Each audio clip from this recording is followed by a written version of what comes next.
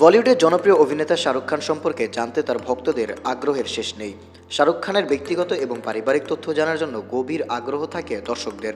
ভক্তদের কৌতূহল মেটাতে শাহরুখ খান নিজেও বিভিন্ন সময় ভক্তদের কৌতূহল মেটাতে নানান তথ্য তুলে ধরেছেন। চলুন জেনে নেই শাহরুখ খান সম্পর্কে 20টি অজানা তথ্য।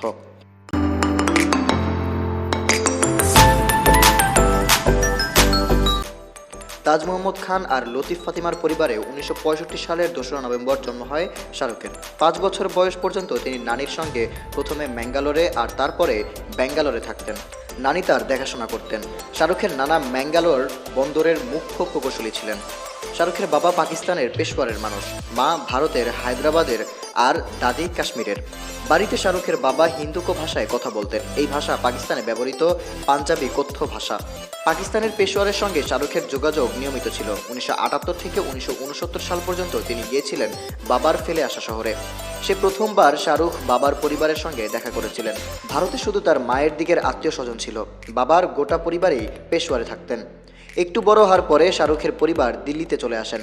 সেন্ট কলম্বাস স্কুলে পড়াশোনা করেছেন তিনি। খেলাধুলায় খুব আগ্রহী ছিলেন শাহরুখ।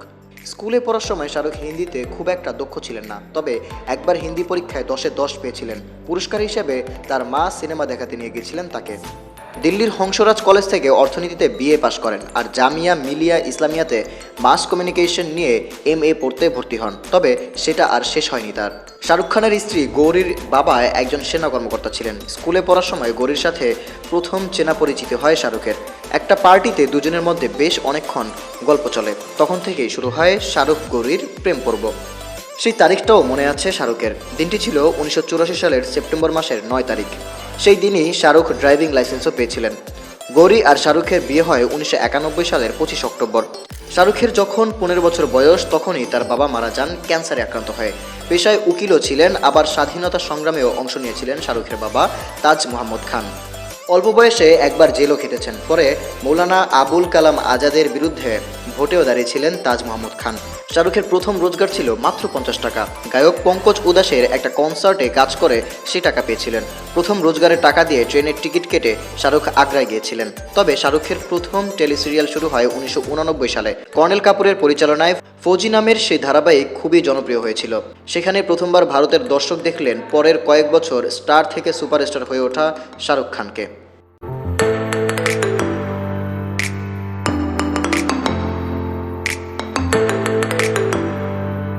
ছোট থেকেই শাহরুখ খানের ইচ্ছা ছিল সেনাবাহিনীতে যোগ দেওয়ার। কলকাতার আর্মি স্কুলে ভর্তি হয়েছিলেন শাহরুখ, কিন্তু ছেলেকে হারাতে চাননি তার মা।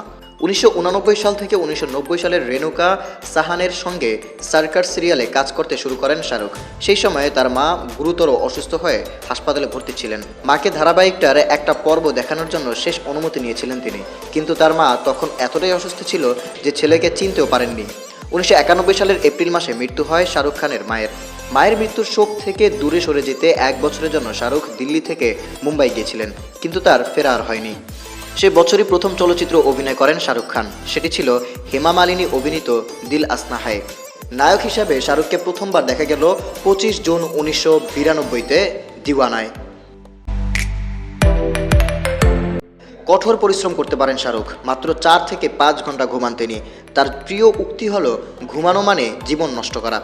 স্ত্রী সন্তান ছাড়া শাহরুখের সঙ্গে তার বাড়িতে থাকেন তার বড় বোন লালা রুখ।